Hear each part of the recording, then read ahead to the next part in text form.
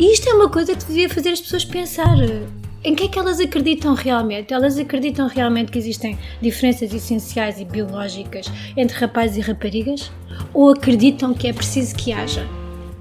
E que é preciso haver uma separação completamente estanque entre aquilo que nós dizemos às meninas e aos meninos, aquilo que nós damos a brincar, os brinquedos que nós damos às meninas e aos meninos, os papéis que lhes atribuímos. Podes dizer que a Thatcher era machista, provavelmente era, nunca tive nenhuma conversa com ela sobre isso, não é? Mas provavelmente era uma mulher machista, ok? E portanto, poder-me-ás dizer, preferes ter, qual é a vantagem de ter uma mulher machista, por hipótese, como primeira-ministra ou como CEO? Que se ela não vai fazer nada pelos direitos das mulheres. A questão é que tu teres uma mulher como primeira-ministra na altura em que ela foi primeira-ministra já fazia alguma coisa pelos direitos das mulheres só por si.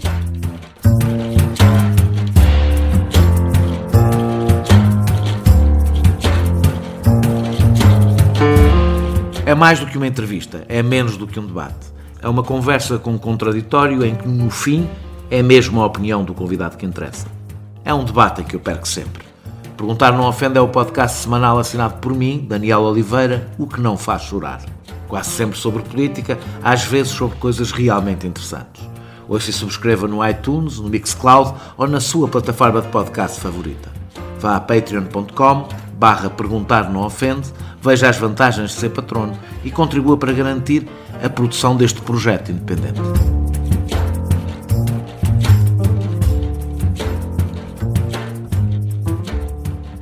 O feminismo começou por se bater pelo direito à igualdade na lei. Uma ideia simples, que as mulheres também eram cidadãs, iguais em direitos contratuais e de propriedade e direito ao voto. Rapidamente se transformou num movimento por direitos laborais. Uma ideia também simples. As mulheres são trabalhadoras iguais aos homens. Uma luta ainda longe do fim, já que as mulheres continuam a receber pelo mesmo trabalho menos do que os homens. Continuou com a luta pelos direitos sexuais e reprodutivos, muito presente nas campanhas pela despenalização do aborto e pelo direito das mulheres à sua autodeterminação sexual. Inicialmente, coisas tão simples como o direito a não serem violadas pelos seus maridos. Na mudança do século, o feminismo passou para uma fase diferente, em que a própria identidade feminina está em debate. O que implicou debater toda a construção cultural em torno da ideia da mulher, a educação que damos aos nossos filhos, a linguagem. A evidência de que a discriminação se alimenta de uma construção simbólica que é ela própria alimentada pela discriminação está na base do chamado politicamente correto. Independentemente do seu abastardamento, ele nasce de uma certeza, a de que a linguagem e os símbolos não são neutros, transportam relações de poder. Esta nova fase do discurso feminista não está isenta de perigos. O primeiro perigo é óbvio. Chegando tão fundo nas origens da discriminação, este movimento pode tornar-se totalitário, abarcando todos os domínios da vida, dos mais públicos aos mais privados, e normalizando tudo, do humor ao sexo. O que nos leva à pergunta da conversa de hoje.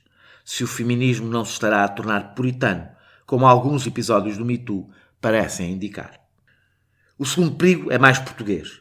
Tendo as mulheres chegado ao direito ao voto e à igualdade na lei há menos de meio século, tendo sido o aborto despenalizado há pouco mais de 10 anos, sendo a violência doméstica um problema ainda tão comum e havendo ainda uma diferença tão grande do ponto de vista salarial, não estará o feminismo português, por falta de implantação, a saltar algumas fases para se concentrar tão intensamente no simbólico?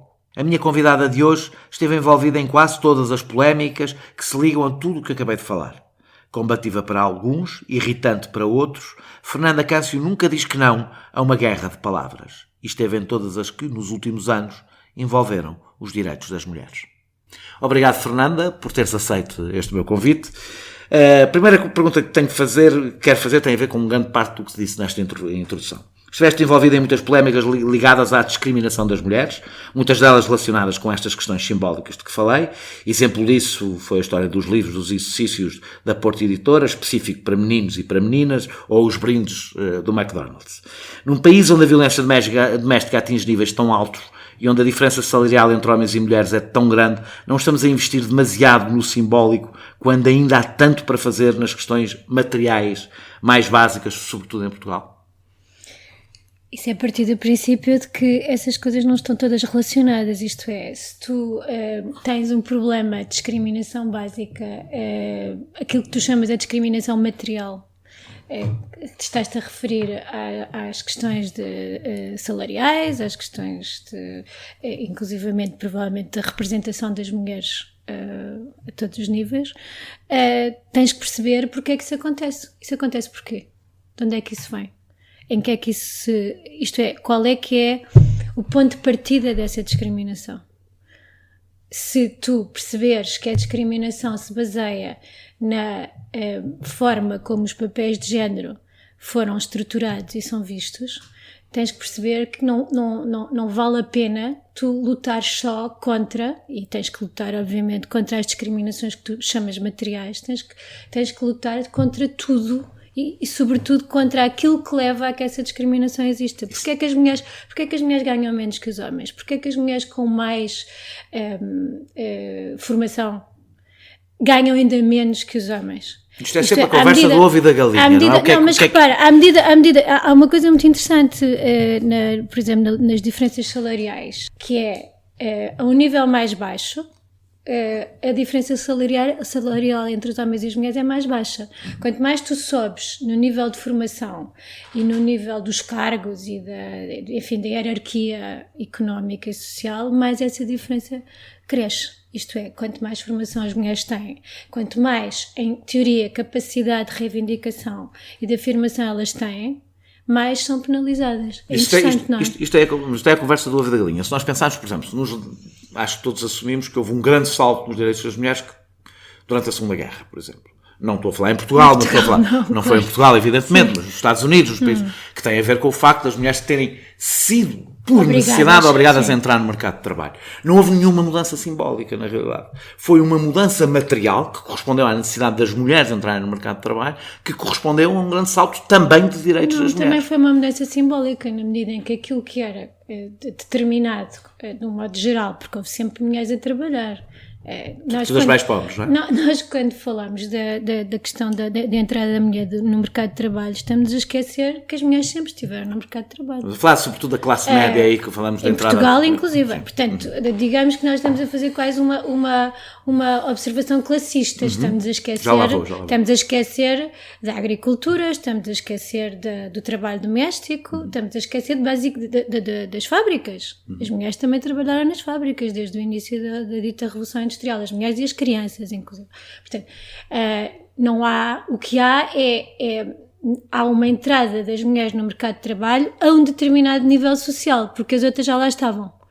E isso é muito simbólico também, isto é, o que é que se passou aí? Passou-se que aquilo que era considerado o papel da mulher, que era o papel da mulher nesse nível social, que era ficar em casa a tomar conta dos filhos e ser mãe e ser o apoio do marido, etc., se transformou noutra coisa, porque as mulheres provaram que eram capazes de fazer outras coisas. Não é que elas já não fizessem, como eu acabei de dizer, isto é, as mulheres ao nível social mais baixo já trabalhavam, já faziam o mesmo que os homens, ganhavam menos, mas faziam o mesmo que os homens. Aquilo que se passou foi uma alteração da maneira como se via o papel da mulher. Isso é simbólico também. Como é que não é simbólico? Eu não ponho em causa a ligação, aliás, não ponho, e disse na introdução, eu não ponho em causa a ligação do simbólico com a desigualdade material, não só, aliás, na questão das mulheres, noutras questões também. A minha questão é se não há aqui um atalho. O que eu quero dizer é, tendo em conta a fragilidade do movimento feminista em Portugal, a sua pequenez, é mais fácil a intervenção no simbólico, exige menor implantação, exige menos trabalho, se quisermos, no terreno, menos trabalho de base e um trabalho mais mediático, ou seja, se não há aqui também outras razões que têm a ver com a fragilidade do próprio movimento feminista em Portugal. Bom, mas vamos lá ver. Uma coisa é reconhecer-se, coisa que eu não discuto, que o movimento feminista em Portugal sempre foi muito fraco. E não é por acaso, ainda ontem, numa outra entrevista, me perguntaram porque é que eu achava que a Associação Capazes é tão atacada e é tão referida.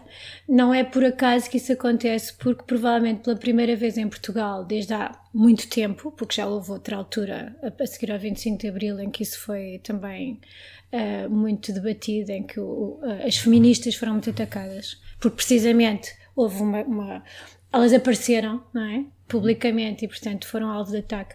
Não é por acaso que tu hoje em dia tens, a nível não só das redes sociais como dos próprios artigos nos jornais da opinião, um ataque muito forte a uma determinada associação. Porquê? Porque ela tem visibilidade. E, portanto, um dos grandes problemas do movimento feminista português é a sua ausência de visibilidade, mas não necessariamente de existência, porque nós temos associações como a UMAR, que já trabalham há imenso tempo, e é uma injustiça fazer de conta que não existe. A UMAR tem um trabalho muito, muito eficaz, por exemplo, em termos da violência doméstica, criaram um observatório das mulheres assassinadas e das tentativas de homicídio, que foi muito importante para a tomada de consciência em relação ao problema da violência doméstica, e tem provavelmente, a esse nível de que tu falas, de uma luta mais cá para baixo, digamos, mais eficácia. Não tem a visibilidade, isto é, por qualquer razão, que tem a ver também, do meu ponto de vista, com a falta de interesse dos média pela questão do feminismo. Eu acho que pela natureza de classe dos média, mas a gente já lá vai, que eu também quero. Pois, ou seja, dos assuntos que dizem respeito tem a ver com uma série de escolhas, de critérios, sim, mas não há dúvida nenhuma, e eu estou em boas condições para saber isso, porque eu sou jornalista e há bastante tempo, eu tenho noção da forma como o feminismo é uma coisa completamente pouco pensada, e é um assunto sobre o qual praticamente não se falava até há muito pouco tempo, e começou-se a falar mais de feminismo em Portugal a partir do momento em que começa a haver um movimento internacional.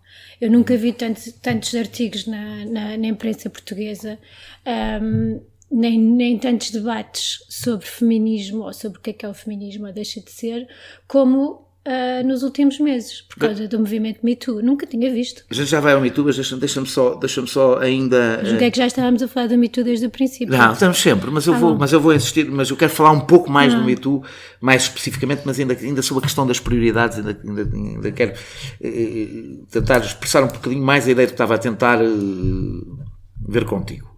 Eu não havendo dúvidas que as coisas estão ligadas, as questões materiais, as questões simbólicas, não te passaria pela cabeça na Arábia Saudita fazer uma campanha em torno dos livros de exercícios, por exemplo. Isto estou a pegar num exemplo extremo. Ou seja, porque ainda há uma luta de igualdade pela lei. Na lei. Desculpa, agora sou eu que estou a interromper. Visto o que aconteceu na Hungria. Quando? Agora. É uma notícia de agora. O Orbán alterou os livros, lá está, os livros da escola, para criar uma espécie de livros da escola primária salazarista, que é a mulher recatada e do lar e o rapaz com os seus papéis de género clássicos. Isto não se passa na Arábia Saudita, passa-se na Europa. E se Mas eu já dei o exemplo da Arábia Saudita, eu percebi o teu exemplo, mas aí ainda estás a lutar pela igualdade na lei, por isso simplesmente. Estás sempre a lutar pela igualdade, obviamente, e eu não sei, quer dizer, não sei como é que são os livros na Arábia Saudita, pois.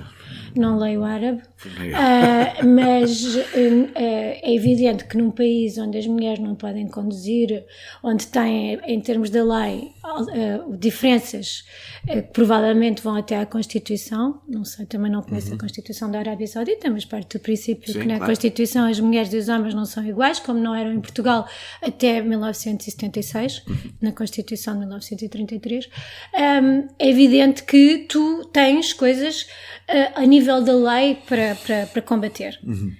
Não é o caso de Portugal, não é? Tu, em termos da lei... Temos até uma lei bastante avançada. Em termos da lei, finalmente chegámos a um ponto em que já estamos a discutir, por exemplo, as cotas nos conselhos de administração. E, portanto, isso significa que continuamos a combater em termos legais, mas temos que combater a outros níveis. E eu volto, passando por este exemplo do Orbán, se é importante para o Orbán se é importante para um Estado que está a transformar-se num Estado fascista, se é importante introduzir isto nos livros da escola, achas que é porquê? Pergunto-te eu. Porque não é importante? Porque não é eficaz? Porque não faz efeito? Claro que faz efeito. E aquilo que nós vimos nos livros, na polémica em Portugal, houve várias polémicas ultimamente, aliás, muito esclarecedoras, de todos os pontos de vista. A polémica que tu citaste dos livros de exercício da Porta Editora, a polémica dos brindes da McDonald's, que eu vou relembrar, que as pessoas provavelmente não sabem, tem a ver com o facto da McDonald's ter brindes diferentes para crianças, para crianças de sexo feminino e do sexo masculino, e não perguntar às crianças o que é que querem. Parece uma menina, dão aqueles brinquedos, parece um menino, dão aqueles brinquedos, sempre se quer perguntar. E nos Estados Unidos isso deixou de acontecer porque houve uma criança de 12 anos, salvo erro, que mandou uma carta porque ela queria os brinquedos dos rapazes e não lhe davam. E ela mandou uma carta para o CEO, provavelmente escrita pelos pais, mas pronto, não interessa, mandou uma carta para o CEO da McDonald's a dizer o que é que se passava, a dizer que aquilo era uma coisa injusta. E eles mudaram as regras nos Estados Unidos. E por acaso houve uma pessoa que me falou de uma pessoa que é avó e que viu aquilo e que me chamou a atenção para aquilo, e eu fui ver e fui investigar e percebi que em Portugal eles estavam a aplicar regras que nos Estados Unidos já não aplicavam. E entrei em contacto com a McDonald's e eles disseram: sim senhora, tem toda a razão, vamos mudar isto. E o que é que isto... Eu fiz uma reportagem sobre isto e a reação das pessoas, como em relação aos livros da Porta Editora, como em relação, por exemplo, à questão do cartão de cidadania, que é outra reação esclarecedora, foi de uma fúria absolutamente extraordinária. Como se, ao dar às crianças o direito de escolher o que é que elas querem, com o que é que elas querem brincar. Deixa-me fazer um bocadinho de advogado do diabo, que é, aliás, aqui um bocadinho o meu papel. A reação também foi: mas é isto a prioridade do movimento feminista? Não. Pelo menos a reação de algumas pessoas foi essa. Pois, a reação de algumas pessoas, mas eu ouvi a reação de fúria das pessoas deve ser quê? É porque é assim, das duas uma. Ou não tem importância nenhuma, e não há razão nenhuma para as pessoas terem uma reação furiosa, ou tem imensa importância. O que eu vi foi sobretudo pessoas a dizer que querem acabar com as diferenças entre os rapazes e as raparigas. Então, mas espera, se as diferenças entre os rapazes e as raparigas para essas pessoas se inscrevem na biologia, isto é, se são inatas, se as crianças já nascem, as meninas com ferros de engomar na mão e os rapazes com carrinhos, coisa que, aliás, nos remete para a questão de na Arábia Saudita as mulheres não podem conduzir. Pelos vistos, as pessoas que acham que os rapazes têm propensão para carrinhos e as meninas não, se calhar deviam dizer que então as mulheres não deviam conduzir, porque não está na biologia das mulheres gostar de carros. Estas coisas são de um ridículo que eu, francamente, eu li artigos, eu não estou a falar de comentários nas redes sociais ou de idiotices que as pessoas escrevem nas páginas dos jornais. Estou a falar de artigos em que as pessoas citavam estudos em que macacos rapazes preferiam bolas e carrinhos e macacas raparigas, estamos a falar nem sequer de gorilas ou de chimpanzés, macaquinhos quaisquer, mandavam lá para dentro uns brinquedos. Não sejas especista, estás a ser especista ou desprezar os macacos. Eu fico estupefacta quando as pessoas acham que macacos sabem distinguir entre bolas e carros e sabem o que é uma frigideira. É que isto já é outra coisa, já devíamos estar a discutir o que são macacos. Vamos falar de coisas em que realmente discordamos. Não estás a gostar, portanto. Não, estou, não. Isto o objetivo não é discordar. Não, mas é que eu não cheguei lá, deixa-me então, acabar. Estás-me a querer atalhar.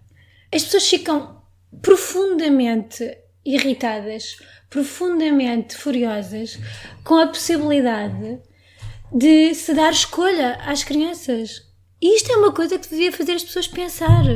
Em que é que elas acreditam realmente? Elas acreditam realmente que existem diferenças essenciais e biológicas entre rapazes e raparigas? Ou acreditam que é preciso que haja?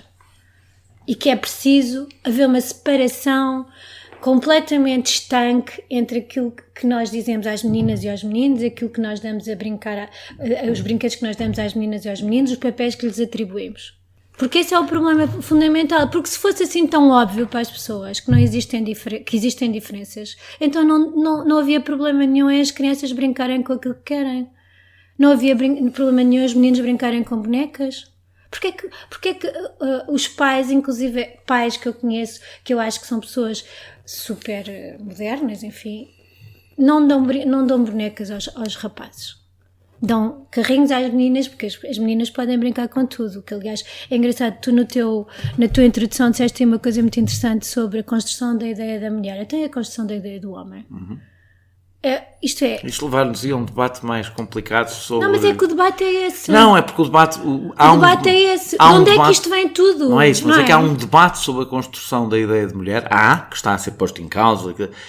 Tens razão que não há um debate sobre a construção da ideia do homem. Há um debate no feminismo sobre isso. No feminismo mas a questão é que eu sei que esse debate, essa é a parte, devo dizer-te que essa é a parte mais complicada, porque é um debate sobre a construção da ideia dos homens, do qual os homens são excluídos.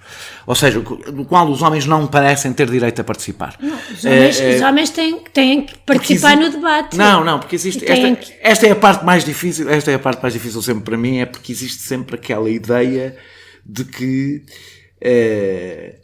partindo nós do princípio que os homens e as mulheres existem, não têm que existir com a identidade que culturalmente fomos construídos, mas existem e até culturalmente têm construções identitárias e não são todas más, não são todas... Aliás, a tradição nunca deve ser toda destruída porque ficamos sempre no caos e no vazio, e a verdade é que parece existir a ideia que a identidade masculina só pode carregar em si coisas negativas. No novo discurso. A ideia para quem? No novo discurso. Ou seja, eu acho que existe uma crise de identidade dos homens. As mulheres estão a construir uma identidade, uma nova identidade, que nasce de um movimento de emancipação e de conquista de direitos, e os homens estão... Eu não acho que os homens estejam a perder direitos ou estejam a perder... Não, estão num vazio de identidade. Não sabem qual é o seu papel. A maior parte dos homens não consegue perceber qual é que é o seu papel. O que é esperado de si próprio. Não. Percebes? É exatamente esse discurso. Porque o discurso seguinte é coitadinhos dos homens. Isto que eu estou a dizer é uma reação àquilo que tu estás a dizer. Porque o que eu te estou a querer dizer com isto... É extraordinário. Não é coitadinhos dos homens, para já, porque existem... Este debate está em estádios diferentes, em sítios diferentes, em civilizações diferentes. Nem mais. E em meios culturais diferentes e em meios sociais diferentes. É exatamente a minha reação. Isto que eu estou a dizer, coitadinhos dos homens, é uma reação a isso que tu estás a dizer, porque se há um sítio onde isso não está a acontecer, é Portugal. Mas exatamente o que eu te estou a dizer. Onde o debate, felizmente, está mais avançado, até porque os próprios países não são uniformes, não é? Nos meios sociais, culturais e nos países onde esse debate está mais avançado, é a verdade que o debate sobre o papel dos homens é um debate que não está feito. E que, portanto, faz com que os homens não saibam... É nesses sítios que eu estou a fazer. Que os próprios homens deveriam estar a fazer, não é? Pois, não é fácil. O problema é que o que eu vejo, muitas vezes, em Portugal desde logo, mas mesmo noutros sítios, é um entrincheiramento. Isto é... Mas eu estou a falar dos homens... Eu estou a falar dos homens... Estão a pôr em causa a minha... identidade, então, meu Deus, não é? Estou a falar dos homens vamos conversar. Estou a falar dos homens progressistas. Estou a falar dos homens progressistas que se consideram feministas, ou seja, que não têm, eu não estou a dizer se são machistas ou não no seu cotidiano, mas que têm são defensores, pelo menos do ponto de vista político e teórico, com certeza, é o primeiro passo para ser tudo o resto, não é? Da ideia de igualdade entre homens e mulheres, e que é verdade que não descobriram ainda, mas isso se calhar é inevitável. Exatamente o que é esperado de si. O que é eu não estou a dizer qual é o seu papel, o que é esperado de si. O que é esperado por quem? Neste novo tempo. Lá está. Neste novo tempo. Olha, até para as mulheres. Puseste o dedo na ferida. O que é esperado de si? Sim. É porque quando tu estás a dizer isso, estás exatamente a assumir aquilo que eu estava a dizer, que é como se houvesse um movimento das mulheres, claro que não de todas, nem pouco mais ou menos, e os homens estivessem a assistir e a pensar, o que é esperado de mim?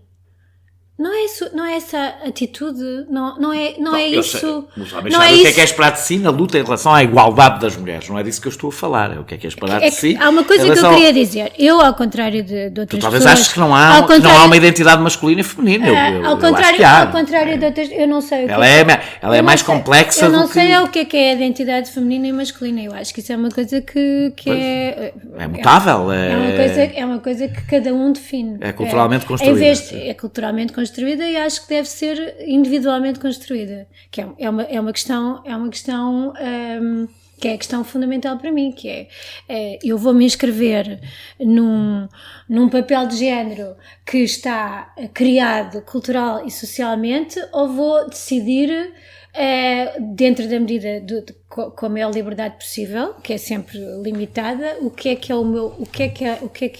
a minha identidade, o que é ser mulher, e depois podíamos ir por aí fora e chegar às pessoas que já não assumem essa dualidade e entramos no cis e no não binário, etc. Aquela terminologia toda que eu próprio estou a tentar aprender. Sim, e que é complicado. E que também nasce de uma obsessão identitária que às vezes devo dizer que me incomoda um bocadinho. Não, sem dúvida, mas eu acho que essa obsessão identitária nós temos que compreender como compreendemos. Eu compreendo. Como compreendemos necessariamente a obsessão identitária em todos os grupos discriminados, como os judeus ou os negros, etc. Isto é a perseguição ou é a discriminação que geralmente cria a identidade. Eu vou agora pegar aqui, eu vou falar do Me Too porque quero falar do Me Too sobre uma coisa que passámos aqui, depois talvez... Mas deixa-me só dizer uma coisa que ficou aqui no ar, que é, ao contrário de outras pessoas que eu conheço e com quem já discuti isto, eu acho que há homens feministas. Eu também acho que há homens feministas. Está bem, mas há quem não ache. Há quem ache que os homens não podem ser feministas ou não são capazes de ser feministas. Eu conheço homens feministas. Também conheço homens que acham que são feministas e não são. Eu conheço mulheres machistas. E também conheço... mulheres machistas é o que há mais mesmo. E mulheres que acham que são feministas e não são. E pronto. O que eu quero falar sobre o Me Too, e depois falar um bocadinho mais de alguns perigos que eu acho que este movimento tem, mas há uma parte que nós afloramos aqui e que me interessa. O Me Too tem sido todo muito em torno de figuras do cinema, das artes, da cultura, ou seja, é um movimento profundamente, se calhar não podia deixar de ser classista. E a minha pergunta, que eu vou juntar com outra coisa ao mesmo tempo, que eu tinha aqui até em duas perguntas paradas, mas vou juntá-las. Como tu falaste também aqui sobre esta ideia de haver cotas em conselhos de administração de empresas. E é a pergunta, queria que tentasses, se possível, juntar as duas coisas. A pergunta que eu tenho para te fazer é se faz alguma diferença haver uma mulher estar, de facto, numa administração de uma empresa. Se um CEO feminino tem um pensamento diferente de um CEO masculino, e se o PCP não tem razão quando diz que a questão de classe continua a ser a mais relevante. O que eu quero dizer com isto não é a primeira vez que este debate se põe. Num movimento, vou-te dar um exemplo, num movimento sufragista nos Estados Unidos, e aí não era a questão de classe, o movimento sufragista nos Estados Unidos, houve manifestações, nenhum dos grandes debates era se as negras podiam manifestar-se misturadas com as mulheres brancas. Ou seja, o que eu estou a querer levantar, e a conclusão foi que não. Desculpa, a conclusão foi que não. A sociedade americana não estava, que se estava a lutar pelo sufragismo, não estava... preparada para... Ou seja, que havia uma contaminação das causas que levaria uma a perder em relação à outra. O que eu estou aqui a tentar levantar uma coisa um bocadinho mais complicada do que pode parecer à primeira vista. Porque nós temos um conjunto de discriminações cumulativas e não quer dizer, ou seja, como nós sabemos, quem não tem, e é a maioria das pessoas, um pensamento político mais transversal, pode ser feminista e racista, eu já leirei noutro tema, pode ser defender os direitos LGBT e ser profundamente xenófobo, temos aliás exemplos disso, e machista, por exemplo, e misógino, e pode ser um grande defensor do feminismo e do ponto de vista socioeconómico, de um racismo social bastante forte. E a pergunta que eu estou a falar, para esclarecer, eu não concordo com a posição do PCP e concordo com as cotas das administrações, mas eu compreendo o que está por trás do pensamento de quem diz que Este novo movimento feminista é um movimento que ignora as diferenças de classe. Este novo qual? Este que nasceu a partir do finais do século XX, inícios do século XXI, que se concentra de facto muito na questão simbólica e nas questões da ocupação dos cargos de poder, cotas nos parlamentos, eu concordo com todas essas causas. A minha pergunta é se ele não é um movimento que ignorou as diferenças de classe e que, por exemplo, ignora que o assédio sexual no cinema e o assédio sexual numa fábrica não são iguais. Um é muitíssimo mais violento do que o outro, porque uma pessoa está... Ou seja, porque se acumulam discriminações várias. Esta é a questão que tenho para levantar. Isso é a partir do princípio que o cinema não é uma indústria e Mas tu percebes o que eu estou a dizer? As pessoas não estão expostas na mesma... Não sei, porque, seja, vamos lá ver, as pessoas quando olham para alguns dos casos que têm sido reportados, olham para as pessoas que estão a reportá-los, neste caso no cinema, uma Thurman ou outras pessoas como ela, e acham que ela é uma atriz, ela e outras são atrizes com enorme poder simbólico, cultural, económico. Até para se fazerem ouvir. Agora, mas eram, quando aconteceram as coisas de que elas estão a falar, eram assim? É que não eram, não é? Não eram. Portanto, eu não sei se existe uma diferença assim tão grande entre uma jovem aspirante à atriz com 20 anos e alguém que trabalha numa linha de montagem de uma fábrica. Não sei se no existe Val do Ave. Não sei. Daniel, evidentemente que só o simples facto de dizeres uma linha de montagem no Val do Ave, não é? Mas a questão é que não sei se a relação de poder é assim tão diferente. O que tu podes dizer é a operária no Val do Ave está a trabalhar, está a receber o seu salário e sente que tem que... E não tem nenhum poder simbólico, ao contrário de uma atriz, por exemplo.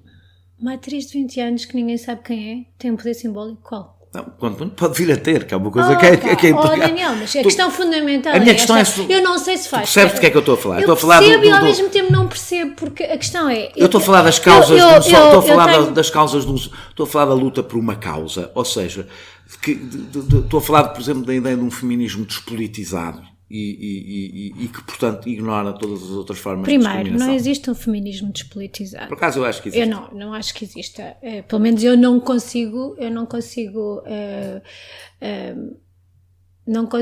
imaginar para mim o feminismo nunca é despolitizado. Pronto. Ponto 1. Ponto 2, disseste. Existe uma diferença entre uma mulher e um homem num cargo de CEO no sentido de... Para os direitos das mulheres, até se quiser. Não sei. Muito francamente. Agora, sei uma coisa. Achas que as mulheres ganharam alguma coisa entre a Margaret Thatcher como Primeira-Ministra ou acho que sim. Ou Angela Merkel como chanceler? Acho que, para já são pessoas diferentes. Sim. Não acho que sejam assim tão parecidas. E depois, acho que sim. Acho que o simples facto de ter uma mulher como Primeira-Ministra, isto é, do ponto de vista simbólico, do ponto de vista da possibilidade de chegar lá, isso é muito importante. O que a Thatcher fez como política, se eu concordo com as ideias da Thatcher, não.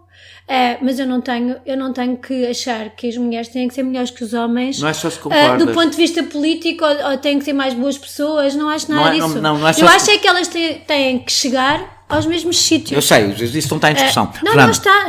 Porque quando ela foi a primeira-ministra, claro, estava hiper em discussão. A minha pergunta é outra. A minha pergunta é outra. É que, por exemplo, uma política hiperliberalizadora do ponto de vista do mercado de trabalho deixa todos mais expostos e as mulheres ainda mais expostas do que os homens, porque já à partida estão discriminadas.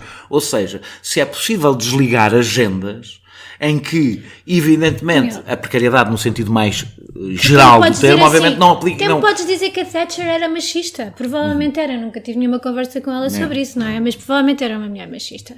Ok? E, portanto, poder-me dizer, preferes ter... qual é a vantagem de ter uma mulher machista, por hipótese, como Primeira-Ministra ou como CEO? Que se ela não vai fazer nada pelos direitos das mulheres. A questão é que tu teres uma mulher como Primeira-Ministra na altura em que ela foi Primeira-Ministra já fazia alguma coisa pelos direitos das mulheres só por si. é de um simbólico muito importante, porque isso significa que as pessoas começam a representar a possibilidade de teres uma mulher naquele lugar. Isso é muito importante. Agora, eu não acho que as mulheres sejam melhores pessoas que os homens. Não acho que por serem mulheres sejam mais... Eu até acho outra coisa. Sejam inatamente mais sensíveis à questão dos direitos das mulheres. Acho que há mulheres super machistas que têm discursos super machistas.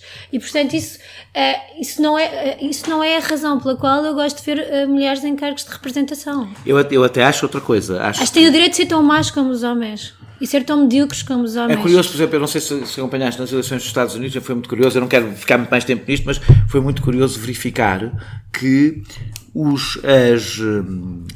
as feministas mais velhas, por exemplo, do Partido Democrata, uma determinada geração, estavam por Hillary Clinton, e as feministas mais jovens, por ela ser mulher, estava por Bernie Sanders. Ou seja... Não, quer dizer, também não... Não é tão... Não acho que houvesse essa clivagem tão óbvia. Por acaso, eu ouvi alguns debates sobre este assunto, tipo assim, não é tão óbvio, mas que isso era relativamente visível, ou seja, que a questão geracional pesava mais, mesmo nas feministas, do que a questão de ser uma mulher ou um homem. E se isto não diz alguma coisa sobre... Não é geracional, porque o Sanders até era mais velho, mas eu digo da base de apoio. Ou seja, se isso não correspondia... a uma convicção de que ser mulher não chega do ponto de vista da luta feminista. Acho que, aliás, imagino que se tu vês... Mas estás aí a misturar coisas, quer dizer, eu nunca disse que ser mulher chega. Nem estou a dizer isso. O que eu estou a dizer é que, quando me perguntas se foi importante ter a Thatcher como primeira-ministra, independentemente dela ser eventualmente uma primeira-ministra execrável, eu acho que foi importante. Como foi importante ter a Benazir Bhutto, como foi importante ter a Indira Gandhi, como foi importante ter a Golda Meir, como foi importante uma série de outras pessoas. Concordas que o politicamente correto, agora vou mudar mesmo de assunto, concordas que o politicamente correto pode estar a criar um clima menos propício à liberdade de expressão? E agora, concentrando especificamente na questão do feminismo. Não precisas desenvolver muito, mas eu tenho de fazer esta pergunta. Evidentemente é um debate em que tu tens estado muito envolvida. Portanto... Eu já tive esse debate, inclusivamente contigo e com outra pessoa. 2 vezes. Mas não concordo. Não acho isto é... Acho que há alguns exemplos que têm sido permanentemente utilizados como sendo o símbolo daquilo que o dito politicamente correto, que é uma expressão que eu odeio, significa. Como, por exemplo, ainda há pouco tempo eu escrevi sobre isso, ou melhor, mencionei isso, pedirem para retirar um quadro do Balthus, como todos os quadros dele, tem uma rapariga, uma ninfeta, meia despida, já não sei em que museu. Eu acho isso uma coisa sem sentido. E como acho outras coisas que não têm a ver especificamente com o feminismo, acho que são coisas sem sentido. Acho que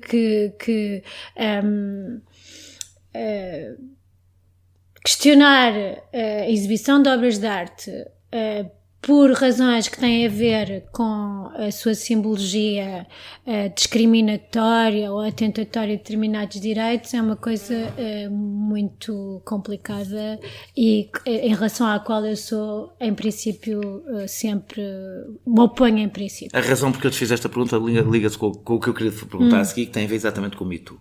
E foi a fazer a ligação entre as duas coisas. A campanha de Me Too trouxe para o espaço público algumas das principais contradições com que vários movimentos emancipatórios, onde se inclui o feminismo, enfrentam. Por um lado, este movimento coletivo denuncia, exibe uma sociedade profundamente machista em que vivemos. Exibiu como esse machismo é violento e resulta de uma relação de poder. E acho que daqui estamos completamente de acordo. Mas também exibiu todos os riscos deste movimento. Não te incomoda que um movimento deste género, como o Me Too, se tenha transformado em julgamentos sumários feitos nas redes sociais, se isso não representa tudo aquilo que tu tens combatido? Não te assusta que pareça haver uma confusão entre o autor e a obra, entre a pessoa e a função? Não sentes que se está a instalar, e nós já tivemos este debate, mas não ao vivo e com som, um ambiente macartista nos Estados Unidos em torno do Me Too? Eu acho que os debates nos Estados Unidos e isso é histórico. São sempre uma caricatura do debate. Quer dizer, há muito frequentemente exageros em debates nos Estados Unidos, ou no mundo anglo-saxónico, se quiseres. Acho que tem havido uma tendência óbvia para tentar reduzir aquilo que é um movimento que eu considero muito importante e fundamental e muito positivo a determinadas coisas como esta de que eu estava a falar, a questão das obras de arte, ou fazer desaparecer pessoas do espaço público que estão acusadas de assédio sexual. Ou há ataques de fúria das redes sociais, que é uma coisa que se aplica a N coisas, não é? Quer dizer, eu também posso dizer que eu, como feminista, sou todos os dias atacada e insultada nas redes sociais de uma forma selvática. Não, deixa-me continuar. O problema é esse, é que é assim, nós quando estamos a falar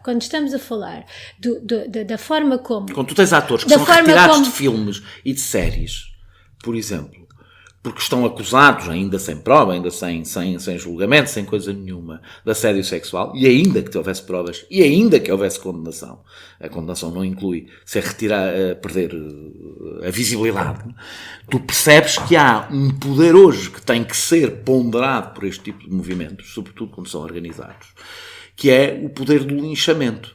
E que, quando se cria um clima que é o clima do linchamento, nós de repente, em nome de uma questão fundamental... Daniel, eu percebi perfeitamente o que é que tu estavas a dizer, aliás, tu já escreveste sobre isso.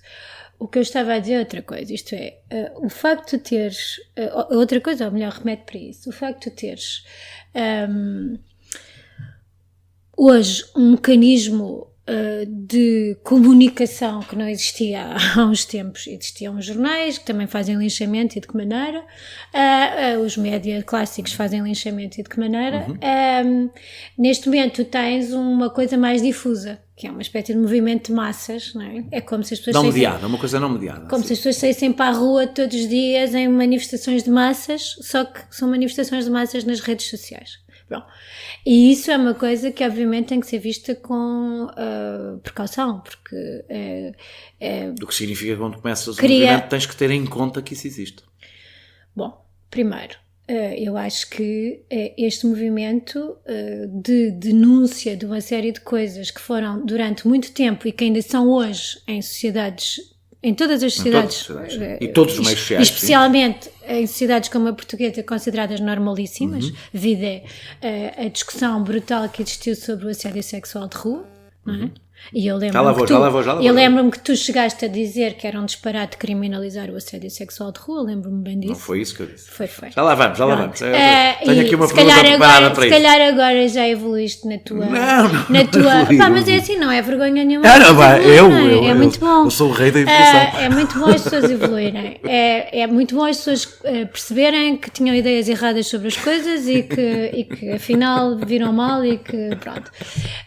Mas voltando atrás, a questão para mim é, eu tenho um horror atávico a linchamentos, odeio a ideia do linchamento e em todo este processo houve coisas que me perturbaram bastante. Eu lembro-me de estar a ver a cerimónia dos Oscars, ou seria os Globos de Ouro, já não sei, do ano passado, acho que foi do ano passado, e haver uma série de bocas ao Kevin Spacey. E eu já não aguentava bocas ao Kevin Spacey.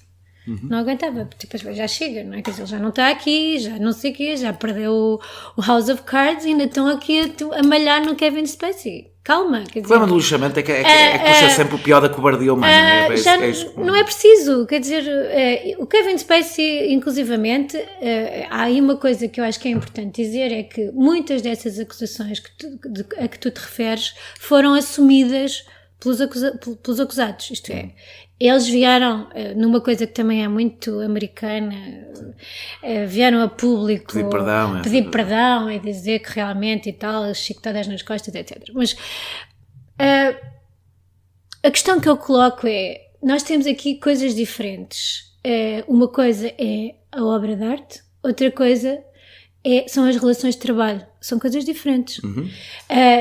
Que têm que ser separadas. Por isso o Kevin Spacey devia ter continuado nos filmes. Posso continuar? Podes.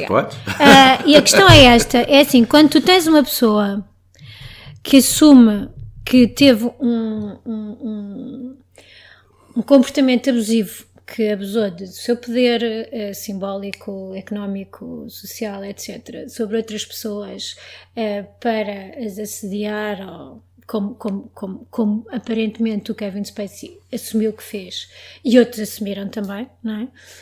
A questão é como é que tu inseres estas pessoas em relações de trabalho em que elas têm que estar a trabalhar com outras, e às vezes até em situações, como sabes, que nos filmes e nas séries, íntimas, fisicamente íntimas. É complicado.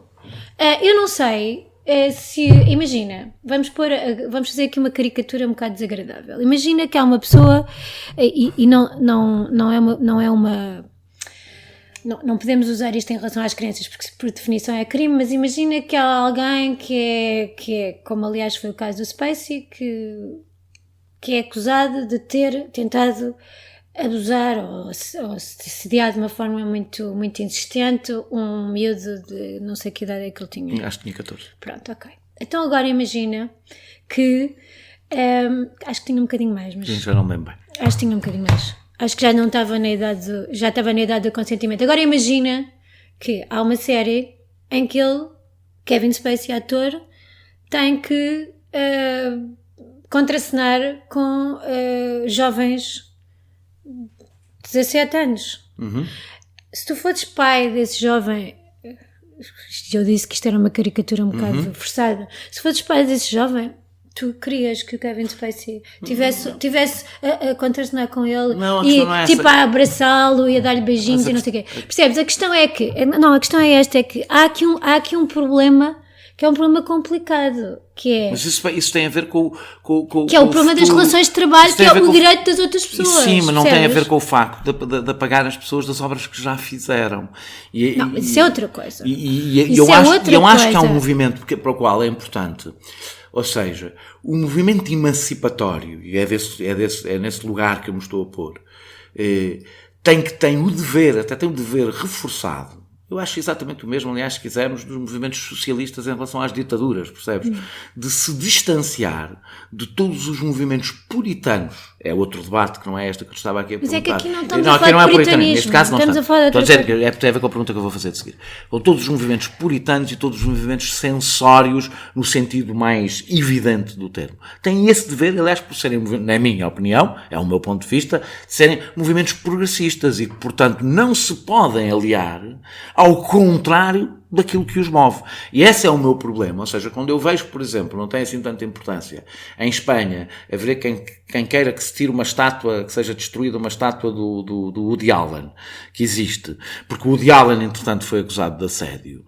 Eu acho que os primeiros a dizer não, aqui há uma fronteira que não passam, são exatamente aqueles que não querem ver o seu movimento feminista, confundido com purgas, com movimentos sensórios, com movimentos que eu acho que em alguns casos se confundem mesmo com um discurso, com o estilo macartista, com o qual seguramente nenhum de nós quer ter nada a ver. É essa a questão, mas eu agora vou mostrar a questão puritana e tu, se quiser, misturas com isto que eu te disse agora.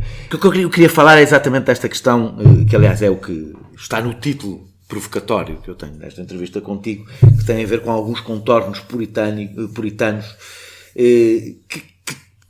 a sedução, eu acho que me acompanharás nesta ideia de que a sedução é uma fronteira, tem fronteiras muito difíceis, não é fácil de definir. Finalmente chegámos ao ponto onde tu querias ir desde o princípio. Lá vamos.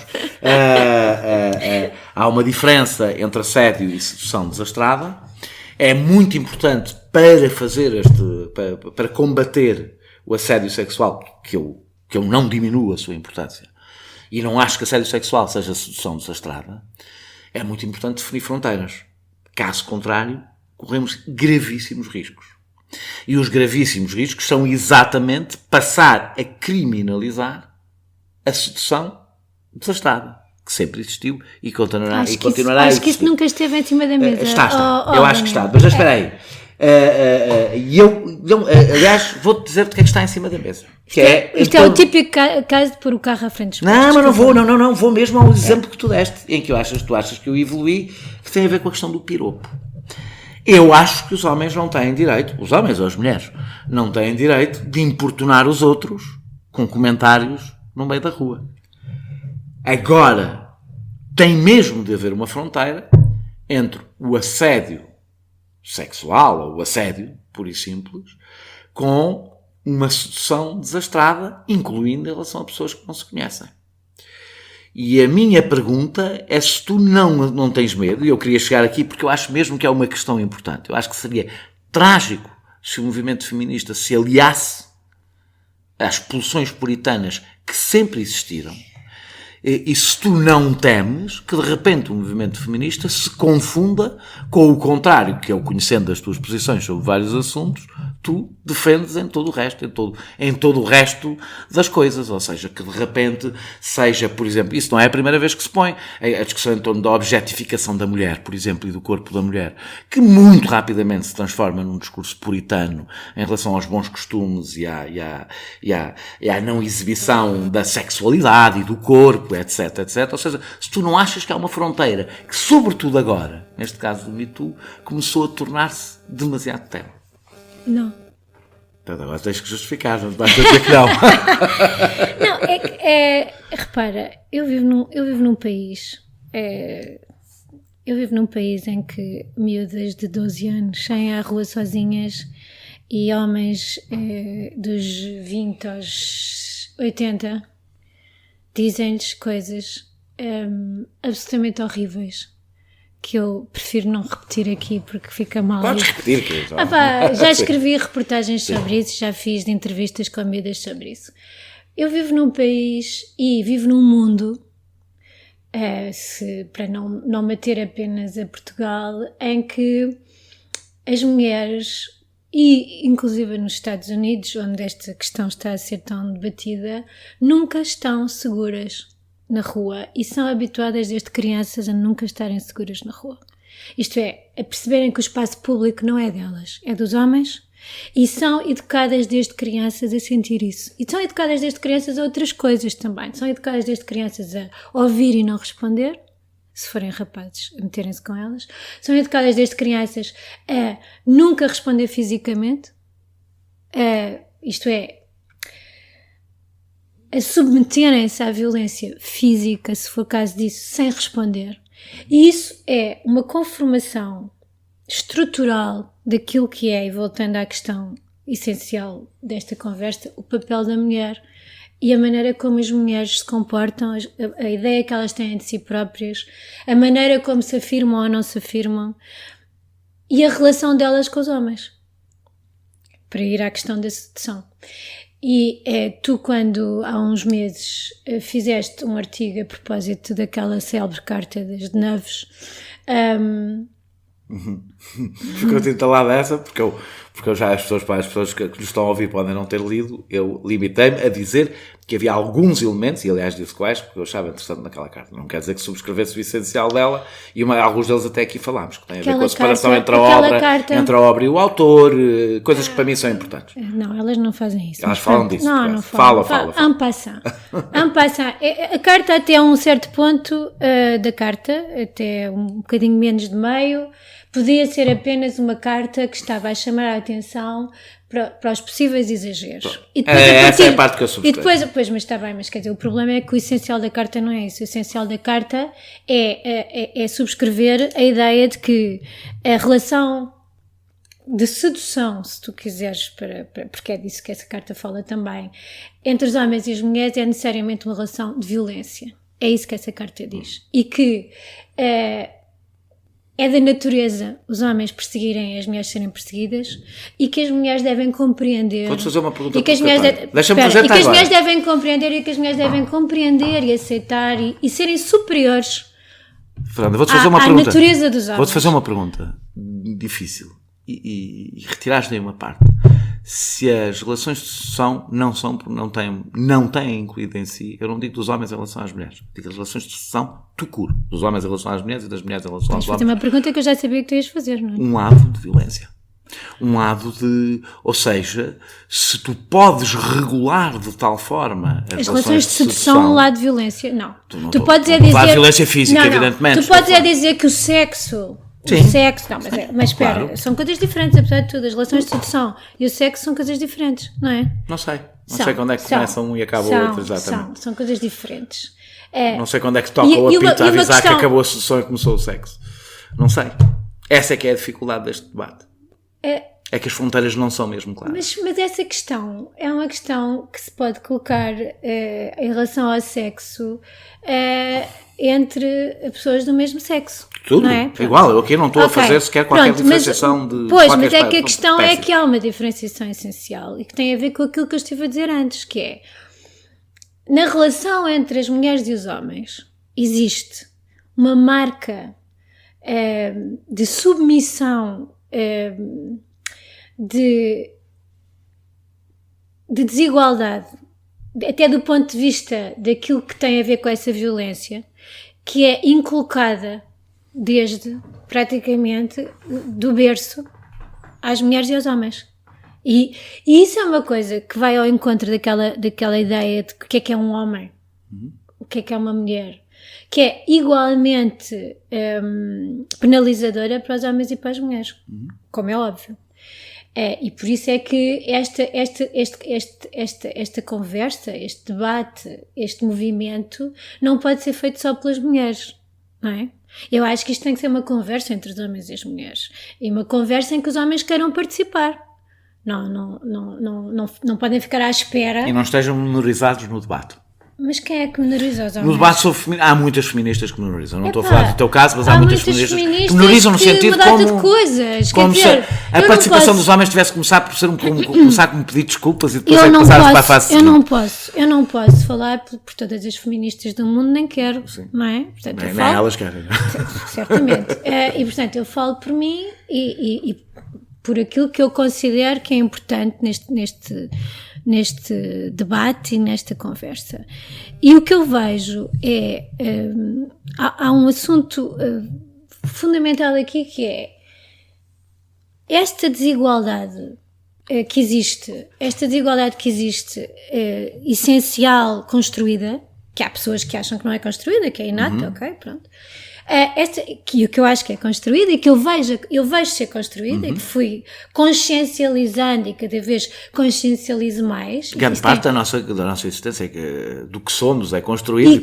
E que tenho repensado até quando neste debate eu tenho aprendido coisas que não sabia, tenho pensado coisas que não tinha pensado. Por exemplo, quando houve aquela carta daquela tipa a dizer que o Ansari, que tinha sido horrível, aquele cómico americano, que tinha sido horrível com ela porque tinham saído e depois ele tinha insistido imenso em ter sexo com ela quando ela já não queria.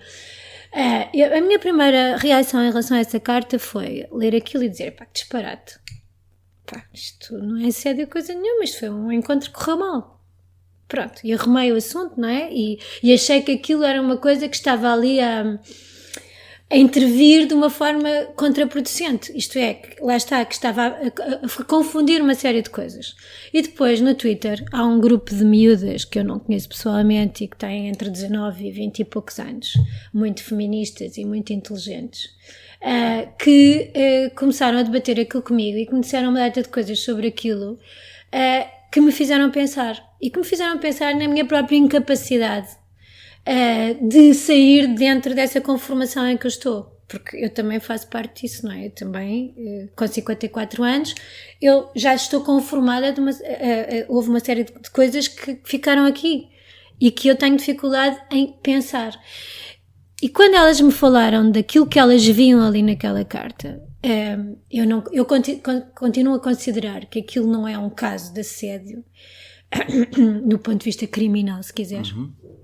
Mas achei logo na altura que ele tinha sido uma besta, não é? Quando li aquilo. Mas depois comecei a pensar, não, esta carta é uma carta que, sendo muito penalizadora para este homem e de alguma forma injusta, porque o catapulta para uma posição em que eu acho que ele não deveria ser colocado, é uma carta que, se não dissesse quem ele era uma carta muito importante. E continua a ser mesmo assim. porque colocam uma série de questões que me remetem, por exemplo, a uma coisa que na altura foi muito discutida em relação ao tipo da Wikileaks, como é que ele se chama? O Assange, que é aquela história, aquela acusação de que ele foi alvo na Suécia. Ele supostamente estava a dormir com duas tipas e terá tirado o preservativo durante a noite e elas só perceberam depois. E eu lembro-me que na altura houve imensa gente que disse, mas que disparate, qual é o problema? Ou então, mas estavam na cama, não sei o quê. E este tipo de situação que quase toda a gente, ou grande parte das pessoas acha que é como quem diz, bom, se tu estás todo nu na cama com uma pessoa, isso é uma espécie de licença para, para tudo e mais alguma coisa. Não está escrito imediatamente... Daniel, desculpa, tu achas que tirar um preservativo e ter sexo não protegido com uma mulher sem ela saber é uma coisa aceitável? Eu sobre o Assange preferiram falar porque eu acho que... Não estamos a falar do Assange, estamos a falar da situação, porque uma outra coisa é o Assange, eu também não quero falar. Não é isso, é que exatamente há uma fronteira de arbitrariedade na forma como nós consideramos, o que nós consideramos violação, assédio, etc., que depois permite... Não, mas eu por acaso gostava de saber a tua opinião sobre isto. Eu gostava... Não, mas é que eu não quero entrar na discussão sobre o Assange. Eu estou a usar este exemplo porque me fez pensar. Na altura fez-me pensar e agora voltei a ele quando houve esta discussão, porque eu pensei, é extraordinário como tanta gente acha que é aceitável um homem tirar o preservativo no meio de uma relação sexual. Não acho aceitável, evidentemente não acho aceitável. Pois, mas tu sabes a quantidade de pessoas que acham isto aceitável e que fazem isto. Já ultrapassámos todo o tempo e ainda quero uma pergunta. Sabes quantos casos é que eu conheço destes hoje em Portugal com homens, inclusivamente, que acham que são feministas? Sim. Não, mas é que, Daniel, não é assim. É eu estou a dizer sempre que dar tema. Ok, eu sei, mas é que isto é muito importante. O que eu te estou a dizer é que há um desrespeito essencial. Mas sabes que isso também acontece. Há um desrespeito essencial. Até acontece nas relações homossexuais, como sabes, que são aliás conhecidas histórias, portanto eu não tenho a certeza que isso tenha a ver com uma questão de feminismo ou não. Ou se tem a ver... Há um desrespeito essencial nisto, e isto pode ser uma coisa criminosa, como é óbvio. Claro que pode.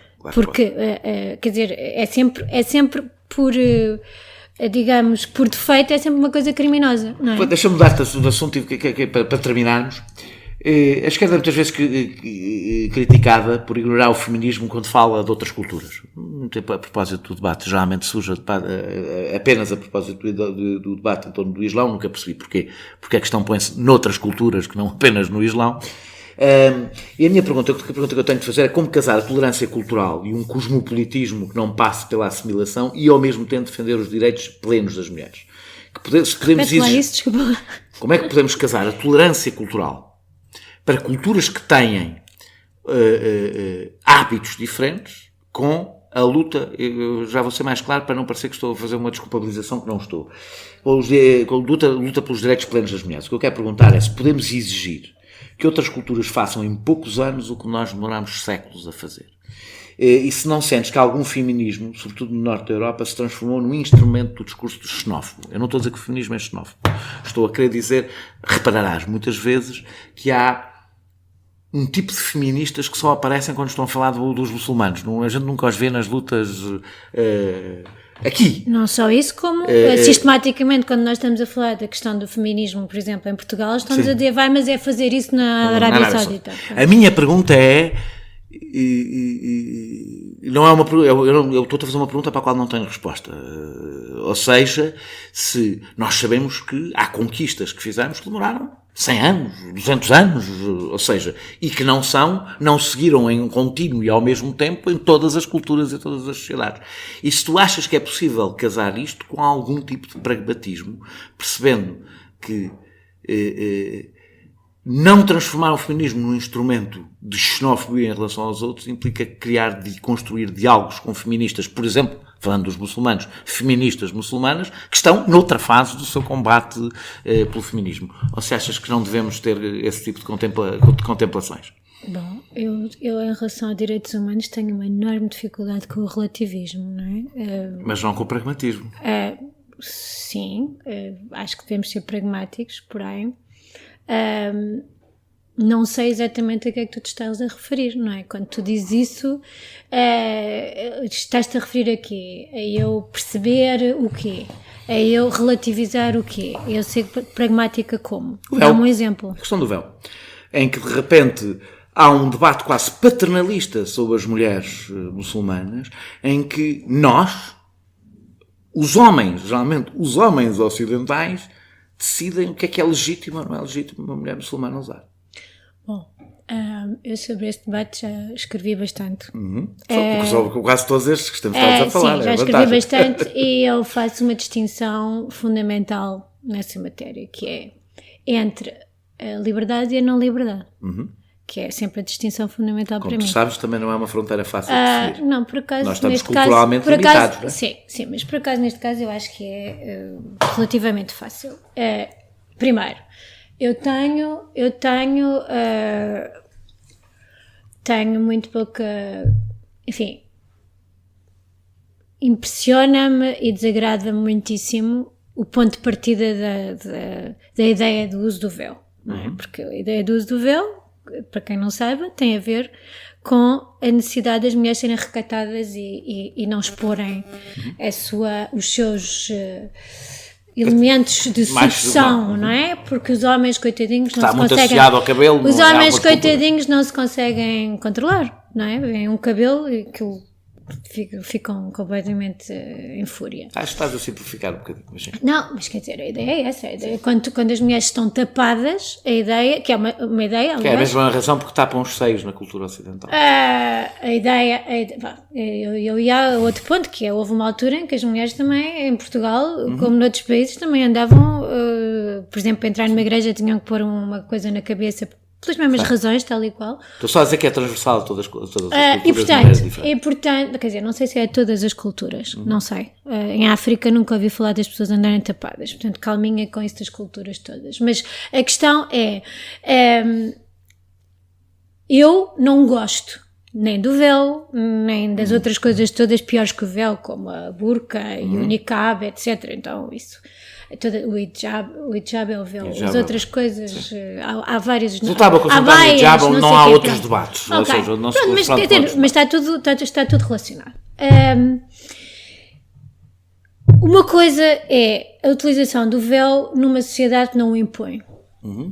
Estou a falar das sociedades ocidentais. Pronto, então eu acho que uma mulher adulta, note-se, que quer usar véu, eu não tenho nada a ver com isso. Não tenho rigorosamente nada a ver com isso, como não tenho a ver com isso se ela quer pôr uma argola no nariz ou outra coisa qualquer, é com ela, não é?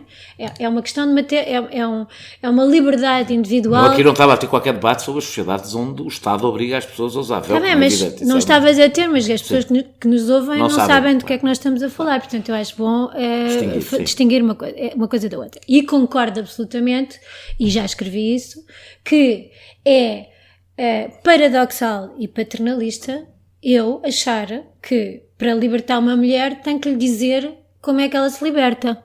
Se ela quiser andar com o véu, problema dela. Até pode não querer se libertar. Ela até pode querer ser escrava numa relação sadomasoquista, pode querer ser escrava. Eu não tenho nada a ver com isso. Não posso ter nada a ver com isso.